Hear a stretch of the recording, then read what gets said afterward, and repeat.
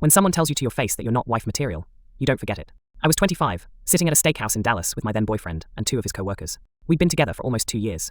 I thought things were getting serious.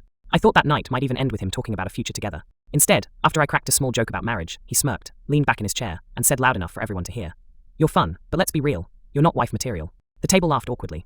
I sat there, cheeks burning, stabbing my fork into mashed potatoes, just so I wouldn't cry in front of them. He carried on like it was nothing, switching topics to football, while my stomach dropped to the floor. That night, I went home replaying his words over and over. Not wife material. What did that even mean? Because I didn't cook enough? Because I worked long hours at my non-profit job? Or just because I wasn't some step-forward wife fantasy he'd built in his head? I didn't answer him then. But I promised myself I would, one day, not with words, but with proof. After that dinner, his words stuck like a splinter under my skin. And he didn't just stop there. A week later, when I wore a fitted red dress to a friend's birthday, he muttered, "See, this is what I mean. You're hot, but you're not the kind of woman men marry." Every time I tried to brush it off, he doubled down. When I worked late at my non-profit job, he sneered. "Real wives don't put their careers before their men." When I admitted I didn't want kids right away, he raised an eyebrow.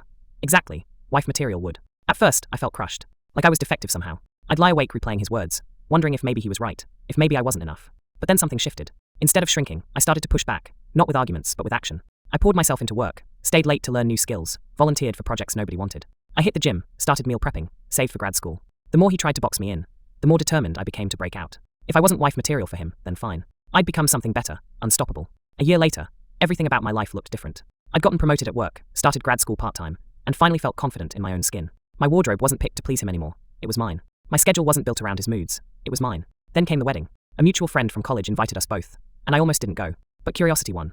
I walked into the reception hall in a navy satin dress I bought with my first big bonus check. Heads turned, and not just because of the dress. I carried myself differently now. Stronger. And of course, there he was, my ex, the guy who said I wasn't wife material. His jaw literally dropped when he saw me. He stumbled over his words, finally blurting, "Wow, you look incredible." I didn't realize. I cut him off with a smile.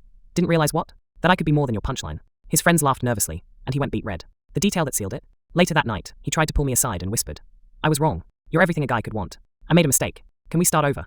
That was the moment I knew the tables had turned. I looked him straight in the eye and felt nothing but calm. A year ago, his words had shattered me. But now, they didn't hold any power. I leaned in just enough for him to hear me over the music.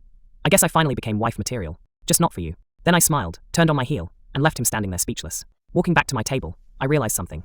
I didn't need his validation. I never did. Every late night at the office, every hour in the gym, every tear I cried in my tiny apartment, it all built me into someone stronger, someone he could never break again. Since then, I've stopped measuring my worth by someone else's checklist. I've stopped shrinking myself just to fit inside a man's fragile ego. And honestly, the sweetest revenge wasn't the look on his face. It was the freedom of not caring anymore. He said I wasn't wife material. But I know now, I'm more than that.